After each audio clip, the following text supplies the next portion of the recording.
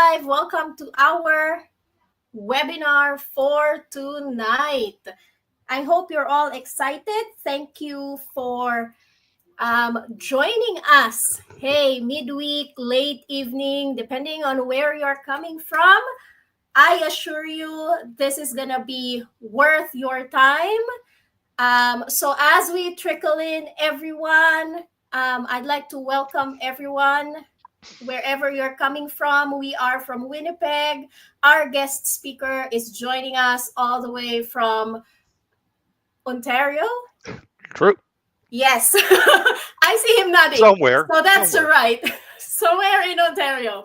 I assure you this is going to be worth your time because what we're covering today is going to change the way you think about money and taxes. So I hope you are excited as I am with today's presentation. But before we dive in, I want you to drop an emoji in the chat to show how you feel about your taxes.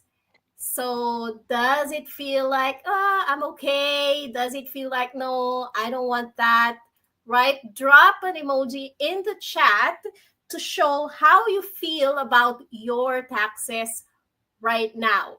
One of the biggest enemy of our income is taxes. You earn, you get taxed, you earn more, you get a bigger tax rate, you buy something, tax, investments, estate, business, everything is taxed. And yes, Oluwa says, "Oh no, that doesn't look happy." So yes, I know I can feel you, especially if you have your business, you're self-employed, you have bigger income. It feels like there's always a way to take a cut in everything that we're taking in. How much you save up, you earn more, the system finds a way to take its cut. Today we're going to show you why and how you need to protect more of your income and put money to work so that it grows faster. I don't want to take too much of your time. I am not the one that's going to present all these. We have very special guests.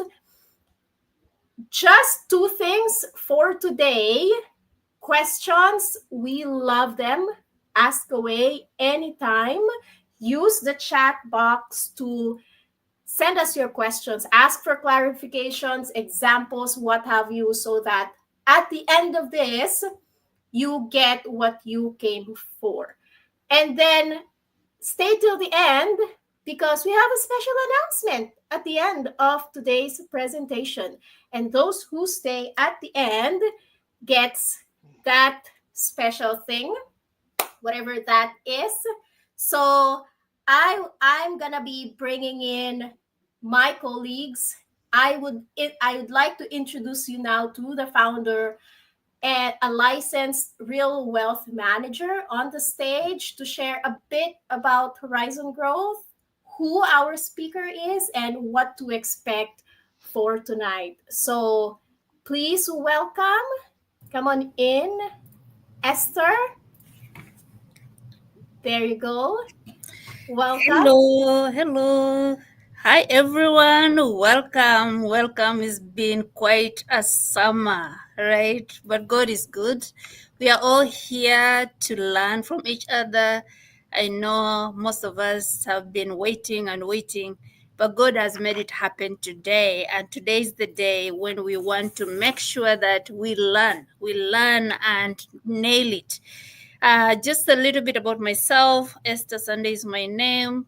I've been in this industry for the past 9 years, but more importantly, transitioning into this space, how to take control of your own finances is my biggest passion.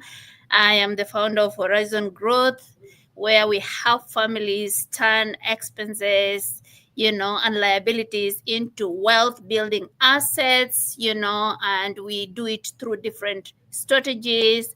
And if you find us online. We just don't operate on our own. So we have very strong product providers behind our shelf, that can help you get what you need at the right time. And yeah, so nothing is actually a one fit all strategies. That's why we talk to you, we understand you, and make sure that we can help you with your need. Now, these are some of the product providers we partner with, right? And most of you know the biggest ones. They're all over, 50 years plus. So depending on what you're looking for, we can partner you with whatever company that fits your need. Now, our strategy has always been to help us take control, and we do it through different ways, right? So, how do we manage our cash flow? How do we help you make sure that you have that emergency fund to take care of you 3 to 6 months? How do you do your asset, accumulation, retention, and transition of that wealth is very important. Asset preservation is also critical because you also need to outpace inflation, reduce taxation at the same time. You need to understand how to, take care of your money professionally. Protection of that biggest income earner is very, very important, and definitely, making sure that you can still enjoy your lifestyle. How do you fund your lifestyle? With the same income you're making without changing anything else. So we are going to give you that mindset today. And just so you know that all of you already understand that our topic today is how to be in tax invisible, how to grow money and reduce our tax footprint. That's very exciting because everybody is getting a bite. Everybody's getting angry. Everybody's getting pain because when you're earning, someone is taxing you. You're spending, someone is taxing you. You're saving, someone is taxing you. And guess what? When you die, someone is busy to take the biggest bite of, Yeah. of your savings. So we want to make sure that as much as we work hard, we want to make sure that that money really works hard for us. Now, in today's session, I really want you to be really open-minded because our speaker has a big load of information. Listen with an open mind and make sure you write down your questions because we are going to answer those questions at the end of the session, or we will have that one-on-one session with you so that we can make those questions be answered. If there's anything that I want you to take out of this session as we start, how you can take control of your finances, right? Because someone is taking control of your time. It's very painful to talk about that, right? Someone is really taking control of your time. If you think about 8 hours of every day for a week, somebody has taken control of your life for 40 hours every single week. The question is, what are you left to take control of? If that doesn't bother you, if that doesn't give you sleepless night, maybe this session is not for you. But if you know for sure that you are really here and you want to make sure that the 40 hours, the 80 hours someone is taking out of your lifespan is going to really be worth it, this is the session for you. And with that being said, I want to introduce our guest speaker because I want to make sure that he has enough time to hammer in what he has prepared for us. Most of you attended our last session, but because of some technicalities, we couldn't do a second session immediately. But we're going to do a very, very quick, it's called refresher on how to take control of our money. Thank you, Brother Kamsi. Thank you. We are going to do a quick recap of that, and then we are going to do another thing that Camille has talked about by the end of the day. So if you stay here till the session ends, you're going to learn more. So without wasting time, please help me welcome my coach, my mentor, my I would say, you have to be associating yourself with the right people. If you want to go higher in life, you have to be a student of something. So in this case, I just get excited. when I learn from the mentor, someone who has done this for over 4 decades. Can you imagine? Over 4 decades. What else do you have left? Right? 40 years of tax season. Hey, my friends, you want to learn from the best, someone who has seen it all. And you know what? He's none other than. Have you seen that? Drum roll, please. Who is this person? This Please help fabulous me person. welcome the chairman of Infinite Banking Canada. He's a certified financial planner. He's a professional in financial industry, over 4 decades of experience. He's going to share with us what he has learned for over 4 decades and what he thinks is going to happen with the patterns of how things have been going. Scott Cordia is the only guy in the room with the knowledge we want to hear tonight. So please take it up, my brother. Scott's in the house, right? Scott is in the house, and everything decades. has to be learned today. 4 decades. You know what? It's actually 90s, 2000. Yeah, it's 4 decades. That's scary. Holy smokes. It's almost my bedtime as a result of that. So I'll have to make this quick. My apologies. I have done something to my computer and I cannot see anything whatsoever other than my presentation. So any answers that come in, etc., they're going to have to be verbal for me. Don't worry, Camille and myself will take care of that. Don't let me touch things. I just break them. All right. So for those of you who joined us last time, we're going to ask some of the same questions. You're going to know the answers, so don't cheat. For the brand new people, please answer the questions as honestly as possible. I want this to be as interactive as we can make it. So I'm going to be asking lots of questions. Just be aware there's about a 10-second delay between when I ask the question and the answers start coming in. So just keep them coming and we'll address them as we see them, but I won't see them. So the topic is, how do we make ourselves as tax invisible as possible? I'm going to start with a question right off the bat. Put the answers in the chat. Who here likes to pay tax? If we can kind of have a poll, if we just get a rough idea of the numbers, I would appreciate it.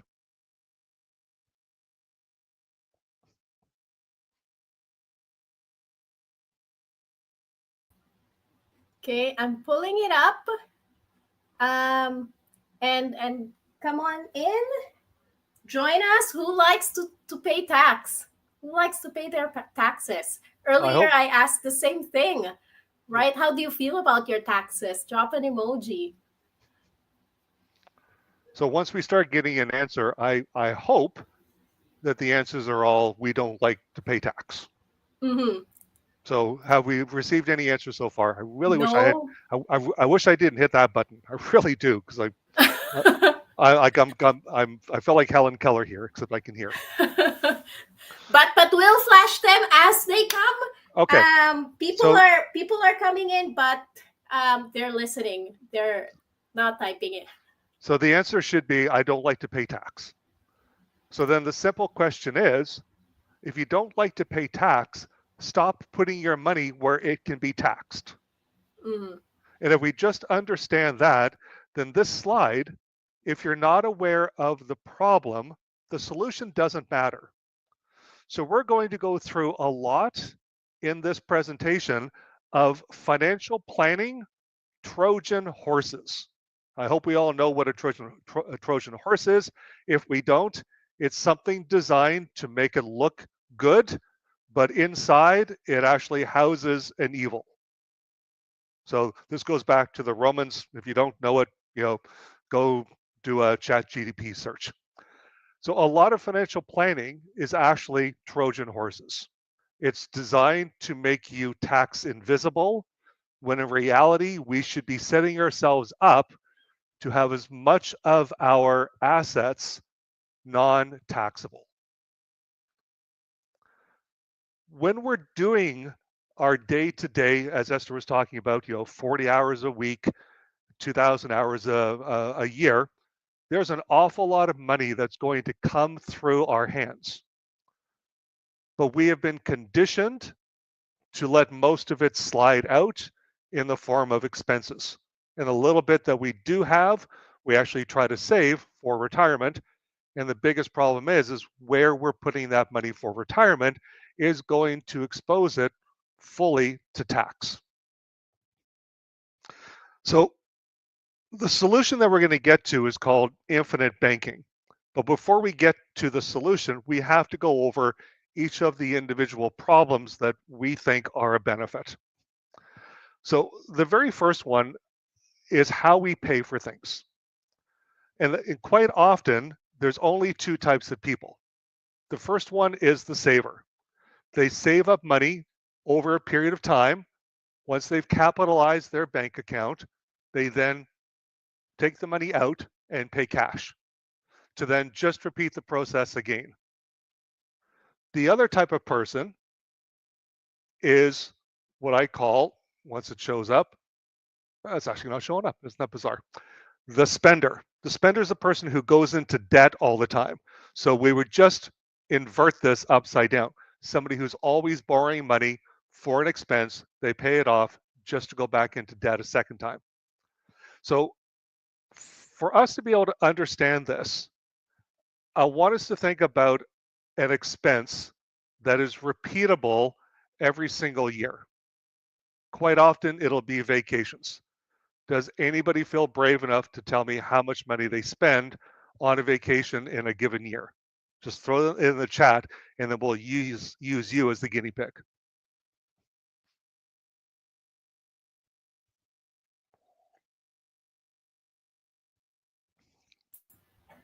Okay. How much do you spend in vacation? That's the question. And I Yes. flashed it. Earlier, people are saying, no, not me. I don't want to pay taxes. Good. Thank goodness. Of course. Okay, that Of person can course. stay. Anybody else, kick out of the room. But how much do you spend in vacation? If you've had your vacation recently, how much did you, roughly around, how much did you spend?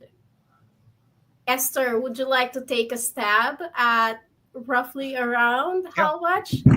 Are we talking about vacation in Canada or like Also, going out? vacation anywhere. So So think about every single penny let's do that you 12K. spend. Let's do 12K, Scott. Let's do Okay. 12K for a So- family of 5. 5, Mhm. 1, right? Mhm. Doesn't really matter. It's Yeah. $12,000. Okay. So we've been educated to not go into debt, to save up for assets and then purchase them once we have the money. The only asset that we really can't do that with would be the house. But we could do it with cars and everything else that's smaller. So I like to use the vacation because it's something that people do consistently and at least once a year, and it's a repeatable expense. Sure. So the 12,000 is actually a good number because I like to break that down into a monthly amount. So think about the fact that you start off at 0 and every month you're going to add $1,000 to your account. Month by month by month, you're increasing that account to the point where you have the $12,000, you go on vacation, you come home, you're all excited, you grab the mail, and there's the damn credit card bill that says, hey, you got to pay me $12,000 bucks. And you go, well, okay, at least I got the 12 grand, so I'm going to go and pay the credit card and I'm back down to 0. But now you know next time, this time next year, you're going to go on vacation again. So you start saving all over again and you're repeating the process, right? Just to go and take the money back out. And you keep doing this year after year after year for every expense that you have. So what I want us to understand is how do we do it a different way? So in the chat, I'm going to hire every single person on this webinar. I'm going to hire you for 31 days. And I'm going to give you the choice before you start working. I will pay you $1 million for 31 days, or I will pay you a penny that doubles every day for 31 days. In the chat, put down which one would you choose.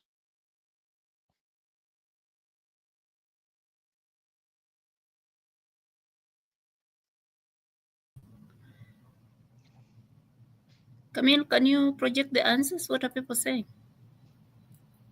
No, not yet. $1 It million up front?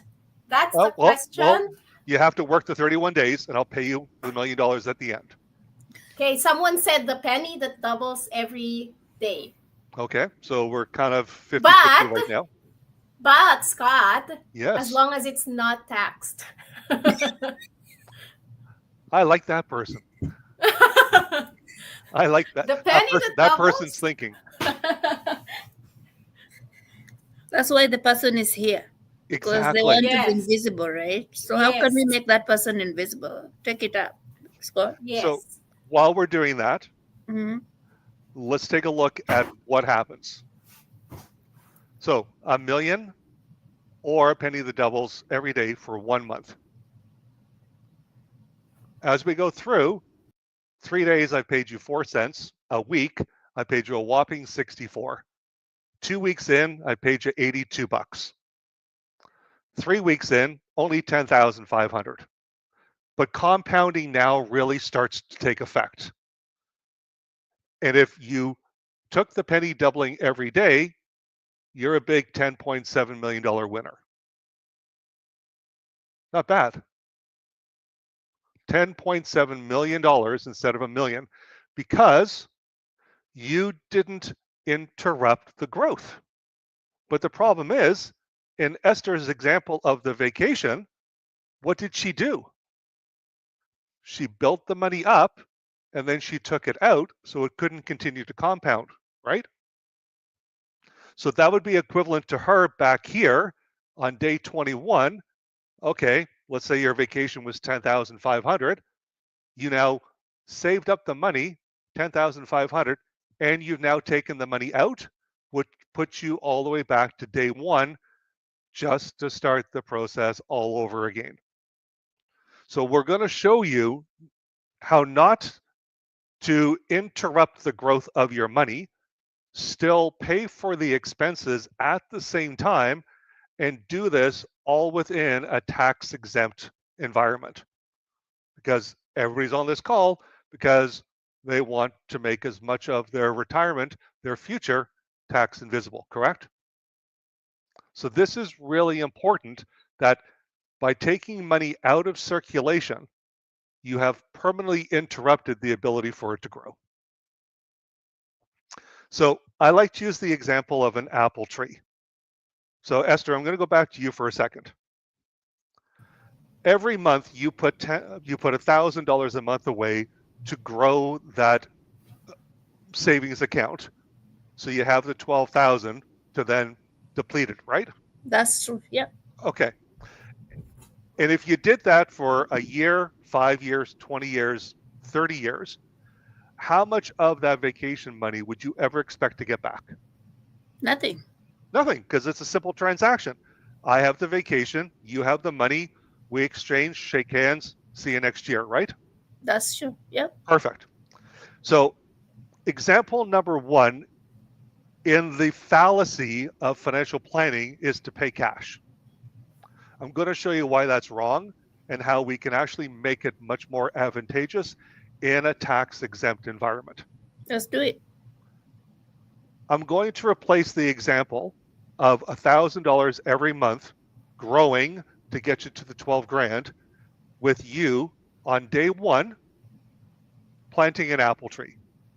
Okay. Right? So you have an apple tree, you plant it, and then every month, just like you did with your savings account, you go back to that apple tree and you water and fertilize that tree. Yeah. Over the course of 12 months, that tree will have grown, and now it's time for you to pick the fruit. Mm-hmm. So just like your $1,000 a month grew to 12 grand, and you picked the 12 grand to go pay for the vacation, you're going to do the same with the apples. Yeah. But now that you have the ability to pick the apples, you only have one of 2 choices how to get them. Okay. I'll be nice enough and provide both options for you. Mm-hmm.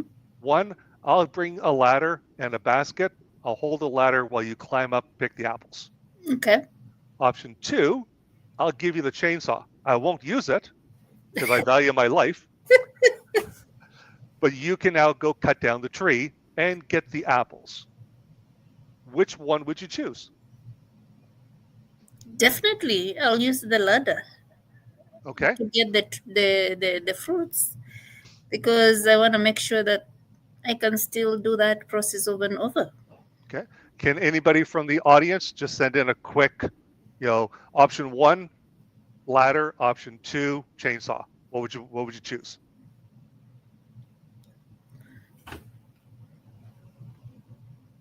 Somebody say chainsaw. Okay, kick them out. Just kidding. Or are they taking a chainsaw to the ladder? Maybe. Anything else coming in? Ladder. Ladder. Okay. Ladder. Kamsi says ladder. Val says ladder. Okay. So let's go with the ladder. Mm-hmm.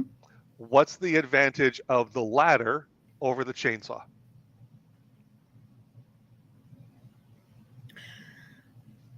Are you asking me or the audience? Well, you, because you're the I'm the one saving. You're the one Okay. that's holding the ladder for. The benefit of having a ladder is I can go up safely, get the fruits, come down, and when I feel that urge to get more fruits, I can still repeat the process without cutting the tree. So if Okay. I go for the seesaw, then definitely the tree is down and I have to redo the process over again. Perfect. So in both instances, you still get the apples. Yeah. Right? And the apples in this example is the 12 grand. Just Mm-hmm. put it together for everybody. So if you pick the apples, you leave the tree alone. That's Right? true. Yeah. And now next year, every month, you're going to go back and water and fertilize that tree. So it's going to continue to grow because you didn't interrupt its process, did you? That's true. I did. And now that the tree is larger, it's going to produce more apples. Absolutely. And in this case, apples is money, just to make it clear. Yeah. But if you cut down the tree, you still got the apples. That's for sure.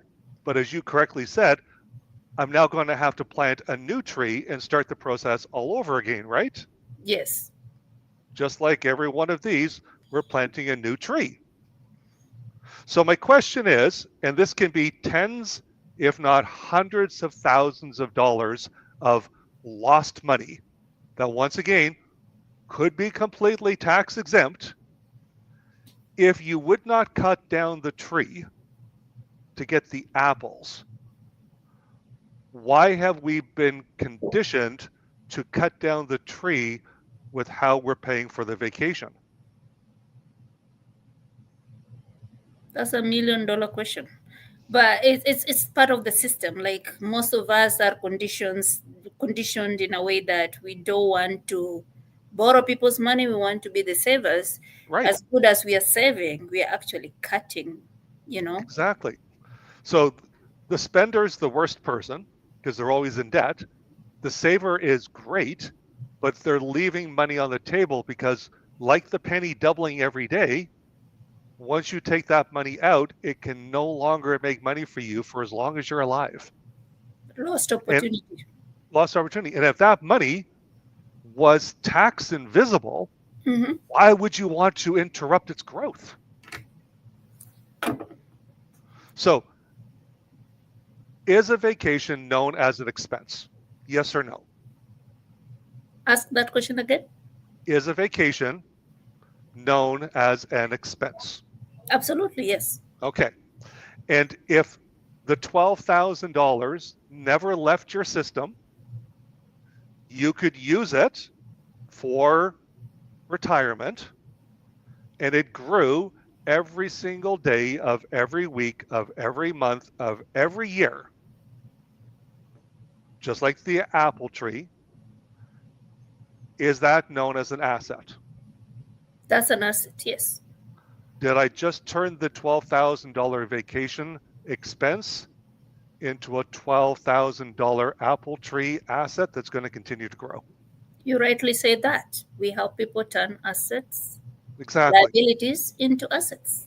And that's what So- you're doing in this example. The idea here Mhm. is if I can turn one expense into an asset that will make money for you forever in a tax-exempt environment, how many other expenses do you have that you want to repeat the process? Because Every this is exactly, this is money that's coming in the front door that's going right out the back, and we're going to show you how to recapture as much of it as possible without having to invest in the stock market, take on risk, and heaven forbids, expose your money to the government. Wow, let's do it. Slow down there. My goodness. I'm getting excited, Scott. So visually, this is what it looks like. Mhm. We capitalize an account. Once again, if we don't know we have a problem, the solutions are relevant. So we're trying to uncover the problems here. And using your money as cash is problem number one. So in this example, we're capitalizing the account. There's your 12 grand. You borrow against it and you pay back the loan so that next year you have even more money, which you borrow against and pay back, and you have even more money. So just like the penny doubling every day, this is the program that we're able to set up for Canadians. And now we've turned the saver into the ever important wealth creator in a tax exempt environment. That's exciting. And just to top up what Scott is saying, we didn't change anything. It's the same income, it's the same expense. Everything's identical. Everything is the same. You're just changing a mindset. So if you're open-minded, you're grasping what you need to grasp to start where you are to get where you need to go. Yeah. So lesson number one is the apple tree. Now, everybody needs to write this down. I'm going to say it slowly and twice. You finance everything you buy. Once again, you finance everything you buy, comma. You either pay interest to use someone's money,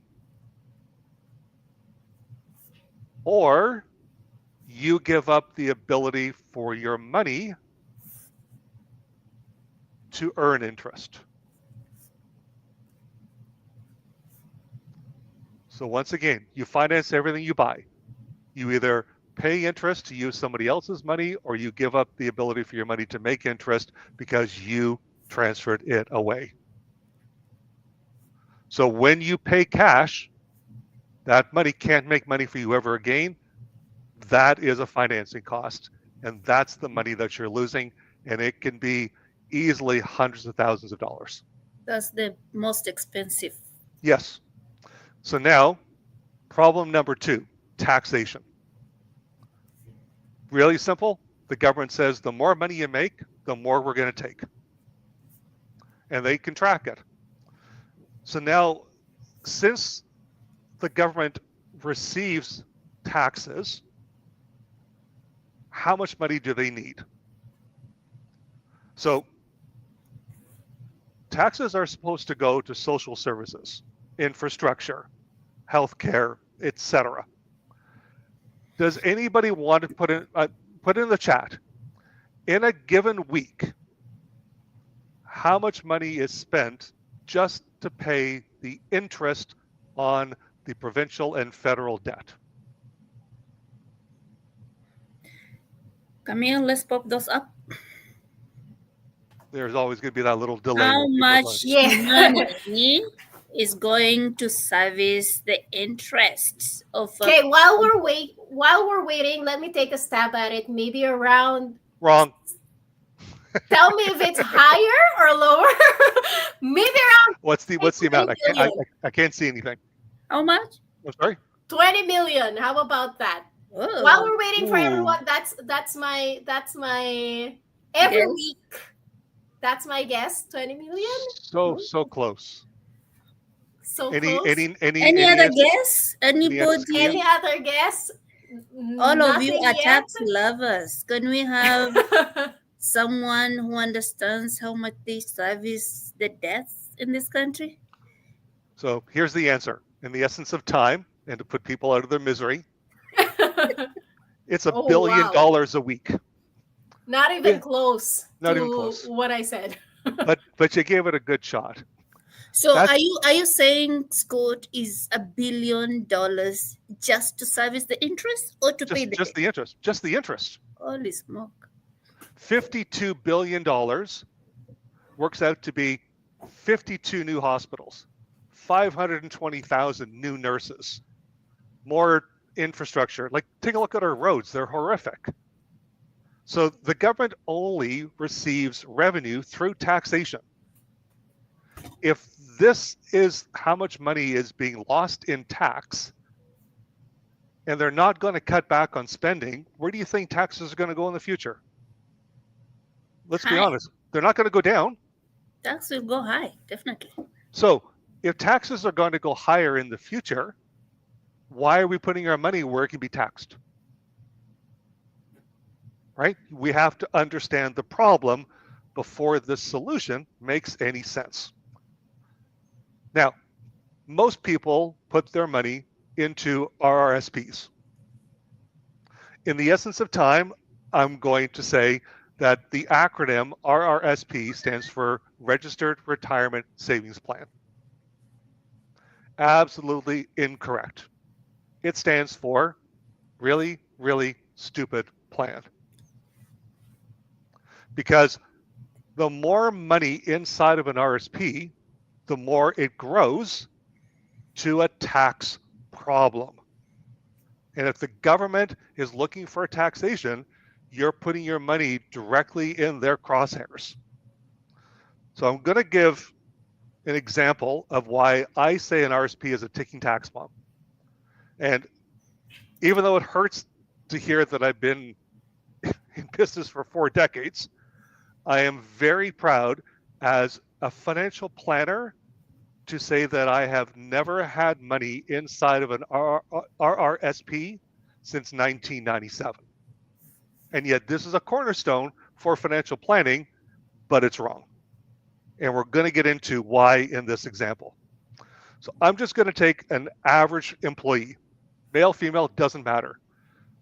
They make $75,000 a year, which puts them into a marginal tax bracket of 30%. They're going to contribute $6,000 to an RSP, so they're going to get 30% of it back as a refund of $1,800. This person, over the next 35 years, when they get to retirement, is looking for a 7.5% rate of return. That grows their portfolio to almost $1 million. Over that 35-year period, the government gave them back $1,800 a year as a deduction. So for those of you who don't exactly know how an RSP works, the $6,000, so the person paid income tax on $75,000. The $6,000 contribution reduces this to $69,000, so they overpaid $1,800 in tax. And every year for 35 years they did that. So CRA gave them a total of $63,000 in refunds, and they have $1 million portfolio. Now the person gets to retirement, and they feel very comfortable that they can live off of the 7.5% of the $1 million. So that looks like this. At 65, the 7.5 is used for retirement income. It's $74,600, which is almost the same as when they were working. So not bad, I'm getting the same income. The tax rate's gone down from 30% down to 20%, so they're paying $15,000 a year in tax. 20 years later, they pass away. During that time, they've paid income tax on the RIF of $298,000, 20 years times this. They die with the $995,000 still intact because they just lived off of the income. Oh, When they die, CRA swoops in and says, "Thank you very much. jeez. We're going to tax that at 49%." So total tax at death, $490. Total taxes while they were taking in oxygen, $298. They paid $779,000 in tax for CRA's $63,000 investment in them. So wait, are you trying to help the people on the call to understand that when they put money in RRSP, the taxation comes on both the seed and No, the tax comes purely on the crop. On the crop, right? The and seed, it's higher. The seed is each individual contribution of $6,000, Mm-hmm. but that grows to $1 million crop. That's correct. Yeah. And now, every time they take an income from that, even though he's earning roughly the same, she roughly earning the same they did before. Mm-hmm. The Trojan horse in retirement planning is put money into RSPs when you're in a higher tax bracket. Well, they were in a 30% tax bracket. Yeah. Because in retirement, you'll be in a lower tax bracket. Well, he's in a lower tax bracket. They're excited about that. Mm-hmm. Right. So this person has gone from 30% down to 20%. Mm-hmm. Yet, the government only gave them an $1,800 break on the taxes, but they're now charging them $15,000. If anybody got this, that's the biggest takeaway. That's why I say the RSPs are a ticking time bomb and a really, really stupid plan, because if taxes are going to be higher, why are you putting your money where it can be taxed? Makes no sense whatsoever. So think about this.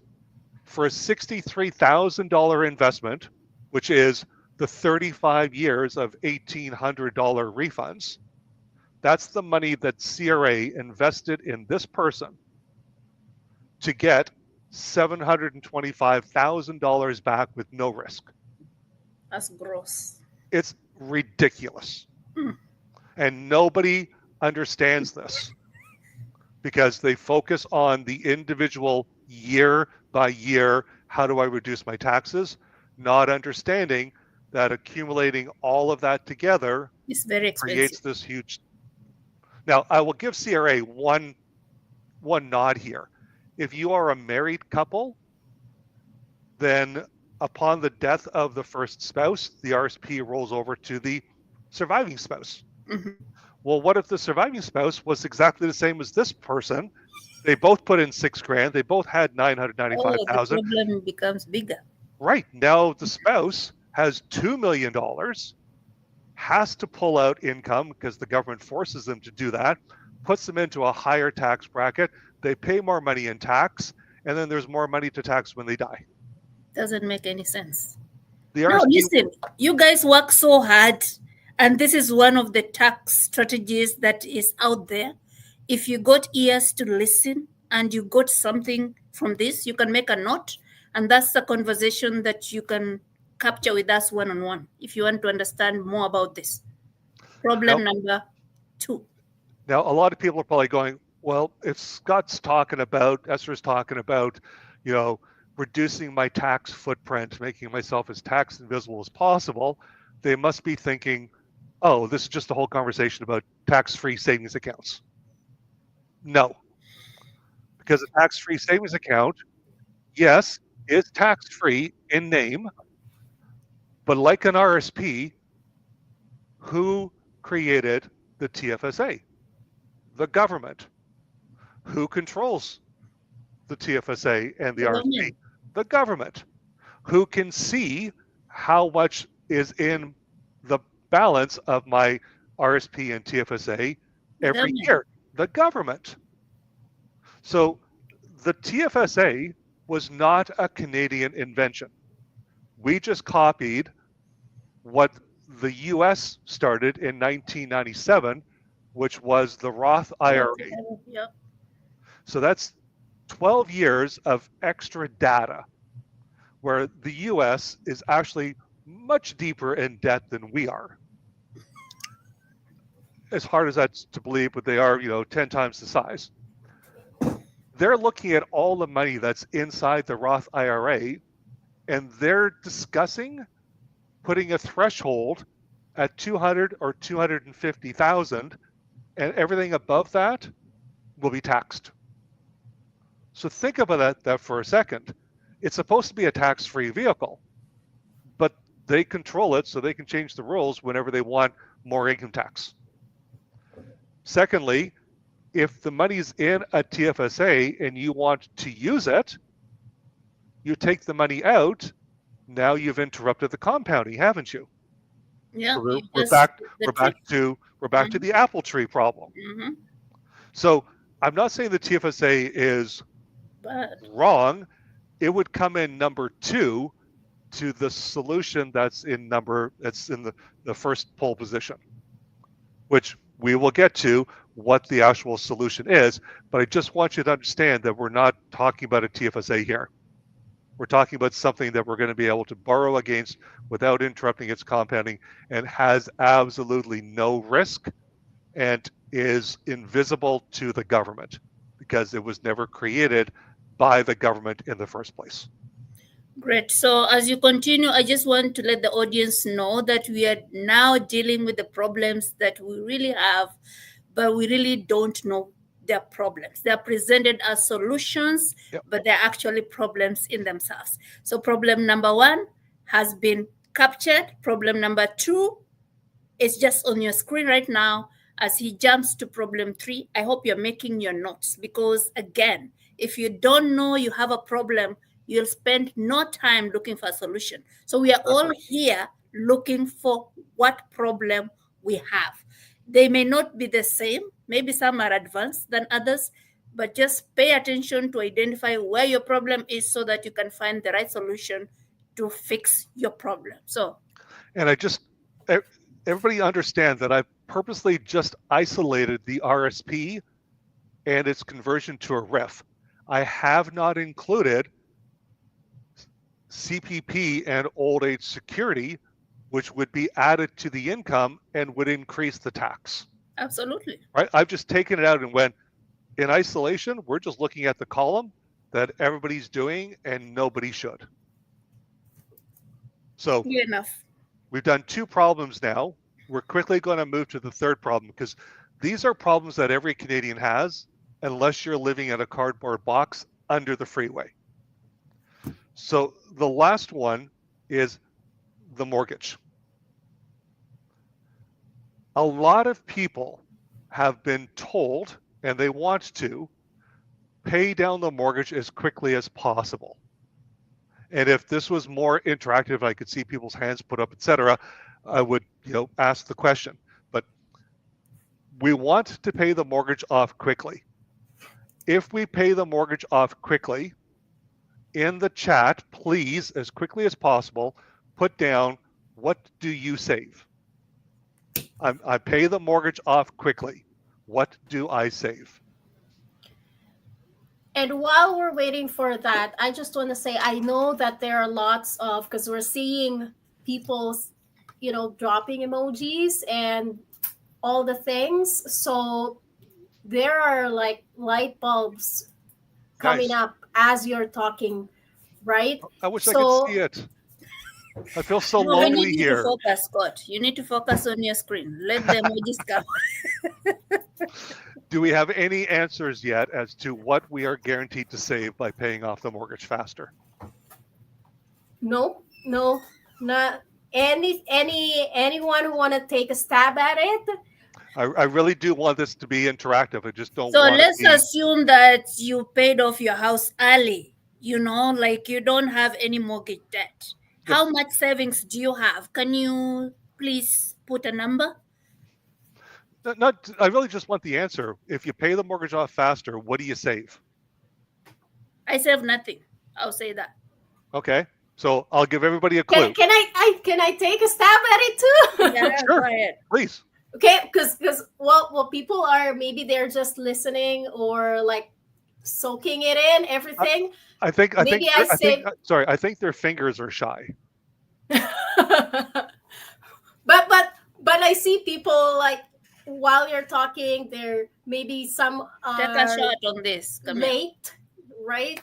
But my stab is, well, maybe I saved on interest. Perfect, because the answer was right there, Okay, yeah, I didn't know. right? So I tell everybody, the more money you save in interest, the more money you're going to lose.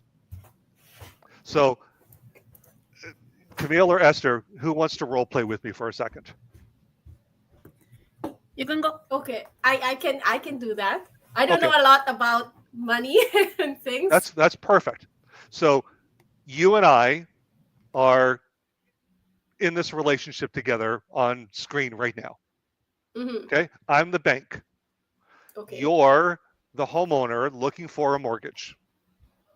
Now, you want a mortgage that's going to give you the bells and whistles in order for you to pay it off quickly. Mhm. Now, if you pay the mortgage off quickly and you take advantage of the design of my mortgage, what are you guaranteed to save? The interest. Exactly. Right? We know that the shorter amortization of a loan Mhm. reduces the amount of interest paid. Mhm. Now, you still have to pay back the principal, but the interest, because you're paying the principal back faster, you reduce the amount of interest. Yeah. And in reducing the amount of interest, that is a guaranteed savings, correct? Yeah. So let's say that you save $100,000 paying the mortgage off faster. Mhm. Since it's only the two of us in this relationship, if you saved 100,000, how much did I lose? 100,000. Yes. If you saved So it, the bank I have to doesn't have lost want it. us to save anything. Doesn't want Well, us to save on interest. I actually want you to save on the interest.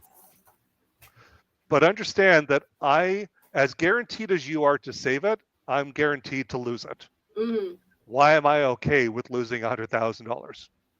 Guaranteed. Because you're making money of something else. Yes. So if you put extra money down on your mortgage, call it Mhm. $10,000 today, August 20th, you put $10,000 down on your mortgage as an additional payment. Mhm. Did that change the value of the house? No. No. House has no idea whether you borrowed against it or you put extra money down Mhm. on it. Mhm. The fair market value is the fair market value. Yeah. It could have gone up. It could have gone down. But putting the extra $10,000 into your asset didn't increase its value. Mhm. Therefore, what is your rate of return? Nothing. Exactly. But who has the 10,000 now? The bank. I do. Yeah. And now understand that the mortgage is the lowest interest rate loan the bank has. It's Okay. also therefore it's the worst investment, and it's also the longest duration. Mhm. So how do I turn a bad investment into a good one? By educating you that it's in your best interest to pay the mortgage down quickly to save interest. And in doing so, I get more of your money at an accelerated rate that I can lend out to make more money. Yeah. Yeah. Yeah. I was gonna say, because then like the business loans, personal loans, all the other loans, now you have that 10 grand that came from me with a higher interest for all the rest of the loans that you can give other So people.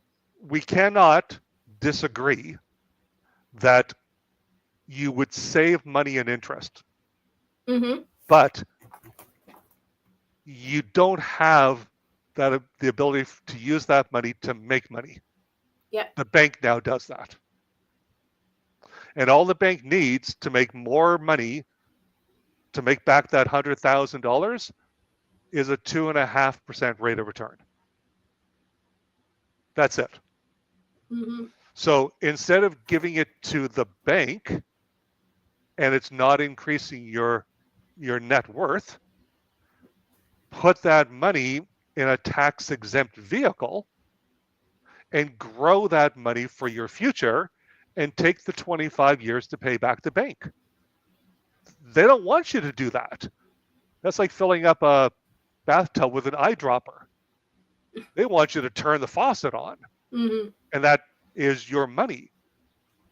So at 61 years of age, I still have a mortgage and I don't have any plans to pay it off because I'm able to use my money to make more money in a tax exempt environment. We have to start to understand that Trojan horse number one, pay cash. Trojan Mm-hmm. horse number two, put your money in RSPs. Trojan horse Mm-hmm. number three, get out of debt as fast as you can by paying down your house. And in reality, the more money you save, the more you lose. Mm-hmm. Because if you could duplicate what the bank is doing, you're going to have more money. And if the government's going to tax, put the money where it can't be taxed. Mm-hmm. Does this make sense, everybody? Nod. Oh my God, look at them all nodding. That's amazing. Yes. So we're at just about an hour now. There's an area that I went into last presentation that I don't think we need to in this one regarding CDIC insurance, etc. Would you agree? Like, I want to be aware of the time. I can talk ad nauseum about this, but we had this set up for an hour. I believe we can check in the questions and I love a bunch of questions come but in now. before the questions come, I just want to enforce the last problem you indicated. The paying off a house completely does not change the market value of that property. Correct. And now that we have dumped in all the money, for all of us who have mortgages, understand, even though we paid off the house and we have the equity, we still have to qualify to access our money. Yep. So you just lost control by dumping everything there. And then you have to prove you have a job and that your credit score is good enough to even access what you dumped into that. Yep. Remember, in this session, we are teaching you how to take control of your finances. So you make sure that whatever decision you take, and we are not here to tell you which direction to go. We are here to show you what problems are out there and figuring out the solution. What you want to do with this information is totally up to you. But I want us to understand that equity in a house, as much as is an asset, to access it, my friends, you really have to prove to the same bank that you qualify to have that accessibility. So remember that in everything you're doing. And I think if there's no questions in the chat, what are the examples of tax invisible vehicles? That's the next follow-up to this. Okay. Right? This was to get the idea into people's heads that what we thought to be true regarding the benefits of paying cash, putting money away for RSPs, paying down the mortgage, in fact, isn't true. It's designed to take money from us and make money for everybody else. Yes. And especially on the RRSP side, the majority of people still do mutual funds, and then the management fee on those funds is another theft of their wealth. So we have to get people to understand that what we have been conditioned to do as a benefit to us makes money for everybody else while we're doing it. And we got to change that. We got to take back control. Yeah.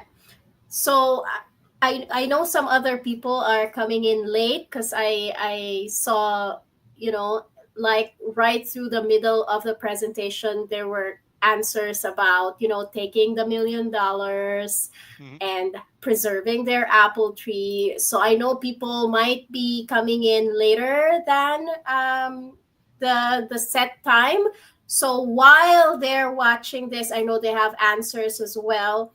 But really great presentation. Thank you, Scott. Even for myself, this is eye-opening.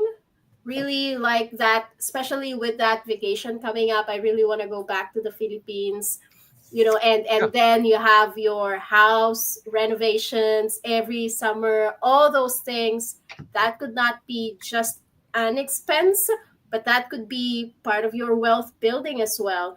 And So so, honestly, those would become individual apple trees. And the idea is to create an orchard, mhm, right? Think about children, private school, Montessori, um, sports activities in the summer, mhm, sports during the whole year. They're going out to hockey. Those are all expenses that you could recapture all of the lost opportunity costs and have hundreds of thousands of dollars more in retirement, completely tax exempt. yeah. It And I like doesn't the it doesn't have to be a analogy as struggle. well. Because like the apple tree is small, then you get less fruit, but you get the fruit, right? And it keeps on growing, you get more, and then it keeps Yep, on growing, and then you get more. And the apple tree is there, very sturdy, very, you know, fruitful for not just for yourself, but for the generations that will come after you. exactly.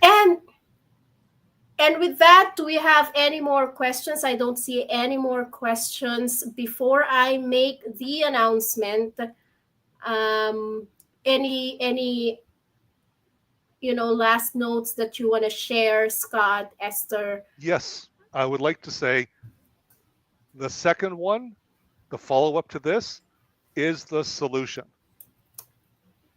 Okay.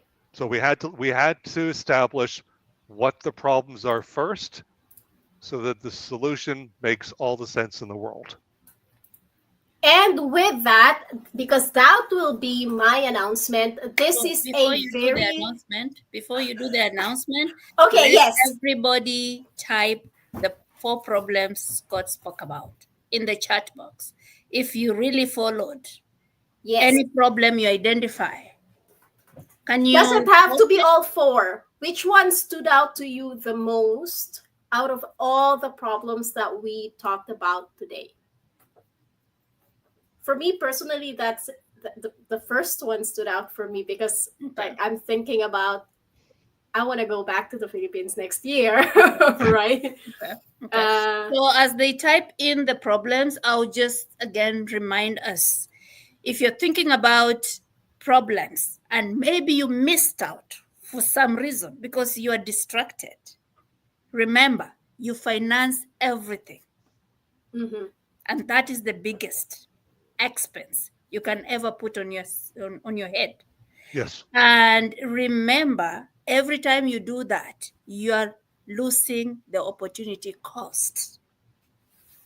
Any repeatable expense you have in your budget, whether you are an individual, a business owner, or a family person, any repeatable expense, it could be daycare, it could be taxes. When you are Yep. a business person, you are paying for your property taxes annually. Yep. You're paying Mm-hmm. for your policies annually. You're going for trips. You are paying, like any repeatable expense can be turned into an asset and therefore create wealth for your family.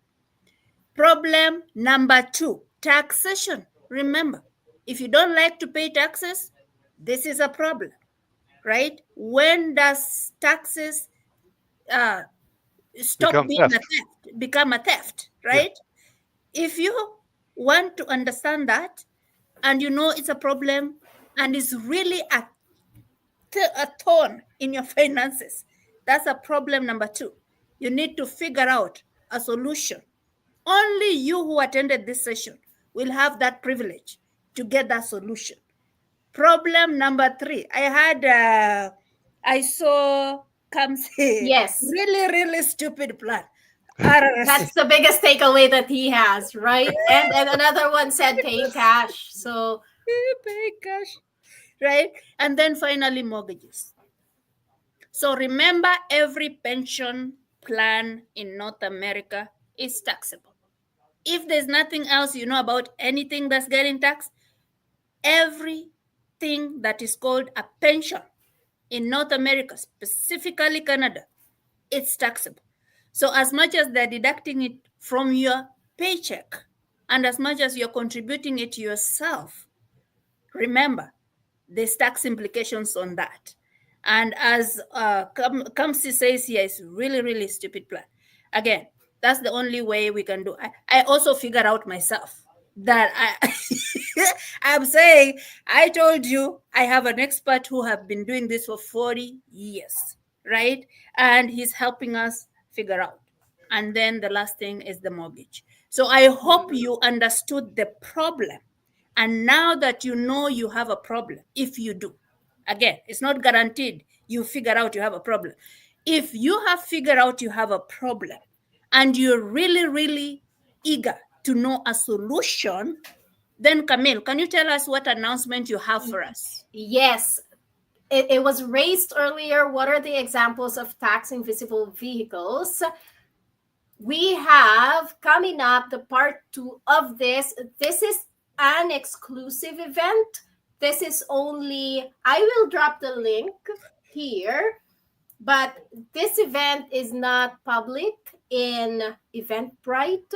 So we would like as much as possible to have everyone. So I'm dropping it in the comment section. Get it from there, everyone on YouTube. If you want to invite people who are, who you think would benefit from this, please have them watch the YouTube, this recording first before joining us there, so they have that background. This is why we did it this way. This part 2 is an exclusive. Only those who have the link will be able to access the Eventbrite. What we're going to do here would be different, Scott and Esther, would be different than what we are doing right now. So right now, and the reason why we are streaming this straight live on YouTube is because we want people to be able to access that right off the bat. What we're going to do this time with this exclusive event, we're going to join together. This is kind of like a round table on Zoom where you can ask your questions directly to Scott and join the conversation real time, because those who will be joining us, we know you are very eager to know all the what we're talking about here. We are presenting you the problem. Now that you know the problem, I know you're eager to know the solution. So you'll be joining us in Zoom, where you can really ask your questions. Maybe it's harder to type, but this one you can, turn on your video or not, and turn on your mic and ask your questions, right? In real time. Clarity. In real time. Yes, in real time. So this is an exclusive one. If you wanna, we want you, of course, to invite people as well, but please have them watch this first session first before joining us, so they have the background and they know what they're coming into.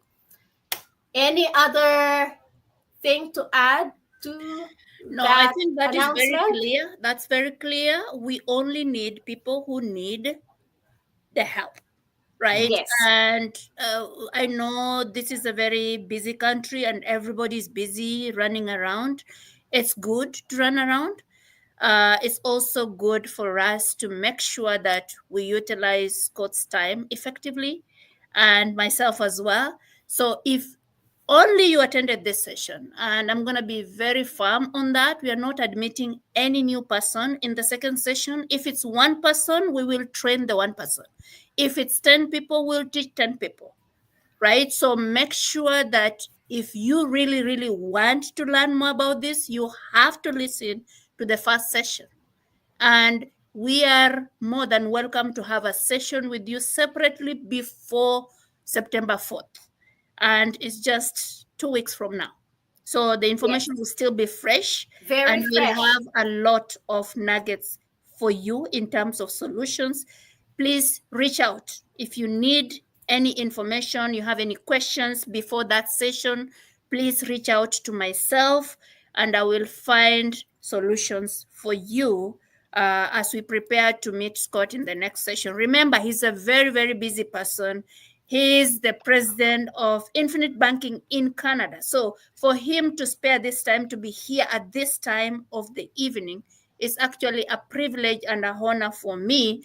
I can't thank you enough, Scott, because even myself, it's a lot to learn.